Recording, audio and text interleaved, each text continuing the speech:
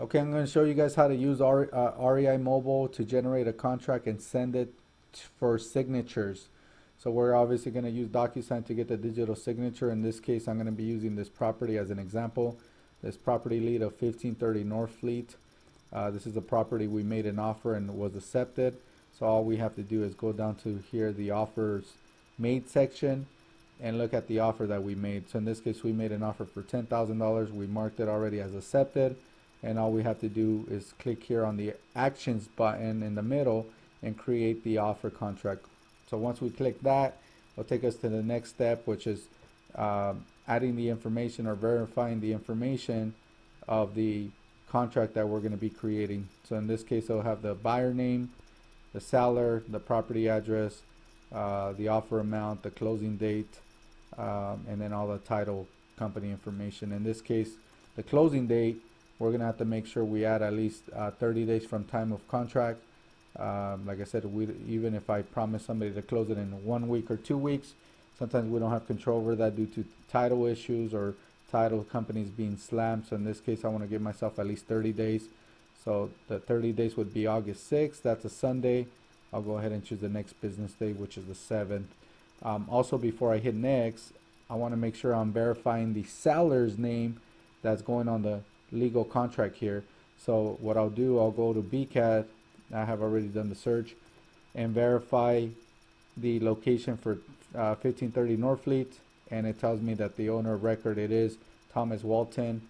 And also, if I look at the legal description here, I can go ahead and cut this legal description and put it on my contract to make it easier for title companies that for them not to be in error. So if I go back here to REI, here where it says property legal, I'll drop in the legal description and hit next. Once I hit next, that'll generate my contract, my sale and purchase agreement. Here's the information: Thomas Walton, Chapaú Properties, the address that is being purchased, and obviously I got the legal description in there now to make it a little bit more legit. Our offer amount, the closing date, and then all the parties involved at title company, escrow officer, etc. So I'm gonna download this file. There's a little download icon here. I'll go ahead and open it first, just to make sure there's no error. I can verify it again if I need to, and then I'm gonna go ahead and just save it to my desktop, just for easy upload. So I have it here already. I'll go ahead and just resave it. 1530 Northfleet contract. So it's already been saved. Now we go over to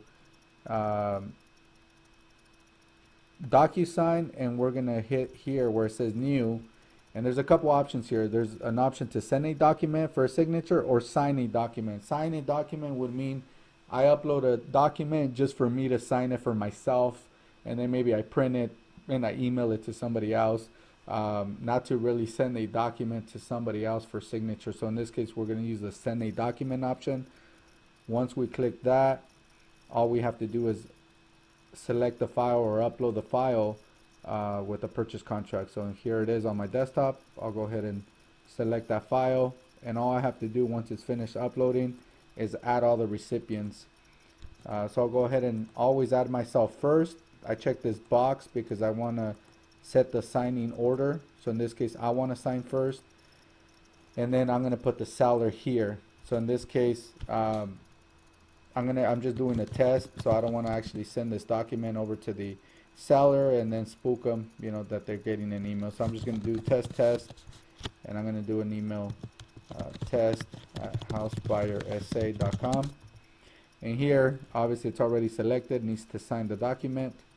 And I can add a third party or a third person that is going to receive a copy once this is completed by both parties. So in this case, all I need to do is says receives a copy. So that person's not going to sign anything. They're just going to receive a copy once everybody has completed their side. So in this case, everything's set up.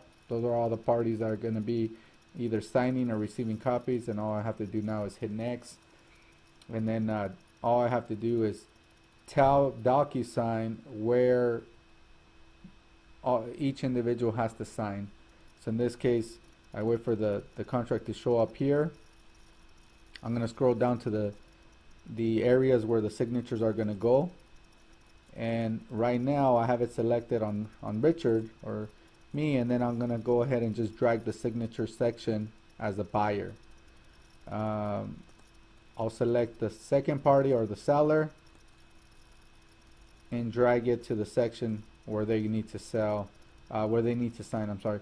And then I'll go ahead and put the date sign here in the date section. So that's it. Basically, there's going to be two signatures and a date. I'll go ahead and hit send. So in this case, it's going to send it to the parties that need to sign. Obviously, right now the software picked up that I'm one of the signers, so I'll go ahead and just get my signature out of the way by signing now. So I'll hit the sign button, and Docusign will prompt me to verify my location for security. So I'll go ahead and hit start, and all I have to do is hit sign. So I hit this icon, puts my signature, and that's it. I hit finish, and now Docusign automatically has sent this document over to the seller. And now when the seller gets the email saying the signatures are required, they will see my signature there. So say waiting for others. Here's the recipient.